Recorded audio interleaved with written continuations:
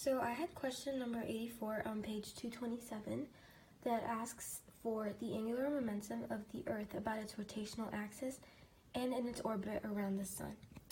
So first it asks for the angular momentum of the Earth around its rotational axis. So here's a little illustration that shows what's going on. It's just spinning. So the formula for angular momentum is rotational inertia times angular velocity. So if you break down angular velocity, you get theta over period, which is how many revolutions it is in a certain amount of time. So for the Earth, it is 1 revolution per day, or 2 pi radians per day. So if you're doing basic dimensional analysis for your final answer for the angular velocity, you should get 7.27 times 10 to the 5th radians per second. Now you break down the rotational inertia. So from Google, I found that the rotational inertia of a sphere is equal to 2/5 mr squared.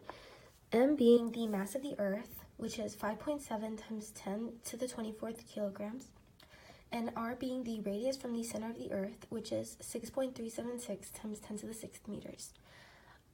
They should have given us the rotational inertia formula. I wouldn't expect them to make us memorize it. But if you plug in all your givens, you should get 9.71 times 10 to the 37 kilogram meters squared. So that is your rotational inertia. And what it asks for is angular momentum. So you multiply the rotational inertia, which was 9.71 times 10 to 37 kilogram meters squared, and you multiply that by the angular velocity, which was 7.27 times 10 to the negative 5th radians per second squared.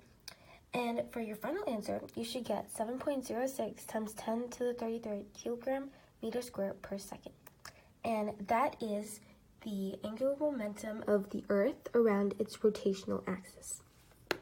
Part B asks for the angular momentum of the Earth around the Sun, and it also says to treat the Earth as a particle orbiting the Sun.